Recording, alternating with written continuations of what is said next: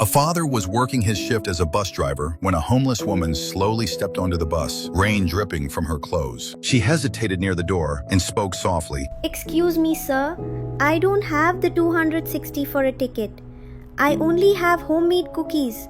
I'm sorry for the trouble. I'll get off and walk in the rain. She turned to leave, but the driver called out gently, "Wait, come back, take a seat." The bus continued on its route. Later that day, just as the driver was finishing his shift, his manager called him into the office and played a video from the security cameras. "This is the 5th time you didn't charge a passenger," she shouted angrily. "You're fired. Sign here." The father lowered his head and walked home, carrying a small box full of cookies. His stepdaughter ran toward him excitedly, while his new wife barely looked up from her phone. "What is it, Dad?" the girl asked. "Homemade cookies from a kind woman," he replied. The daughter took one bite and her eyes lit up. "These are amazing." The wife glanced over, her face twisting in disgust. "Because of those cheap homeless cookies, you got fired," she mocked. "Honey, throw that trash out of our house." Later, while the wife was preparing lunch, she suddenly froze. The smell of the cookies awakened memories from her childhood and someone she once knew. Suddenly, the doorbell rang. The stepdaughter rushed to the door. It was the homeless woman from the bus. Her clothes were dirty and she was begging for food. The stepdaughter winked at her, rushed into the kitchen, and secretly took a piece of chicken. God bless you, my child,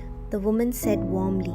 You have a kind heart. She left quietly. Just as the family was about to sit down for lunch, the wife noticed a Maybach GLS parked outside their building, with a woman eating inside. "Who is that?" she asked, confused. "That's the homeless woman I gave the chicken to," her daughter replied. "What did you do? Are you insane?" the wife yelled. "That food was for our family, not some fake street beggars who have more than we do." She stormed outside and banged on the car window, shouting, "Get out of my property!" But her face suddenly went pale. It was her mother, the woman she had been separated from as a child. You're still alive?" she whispered. The woman stepped out of the luxury car and spoke calmly. My daughter, I've been searching for you all my life.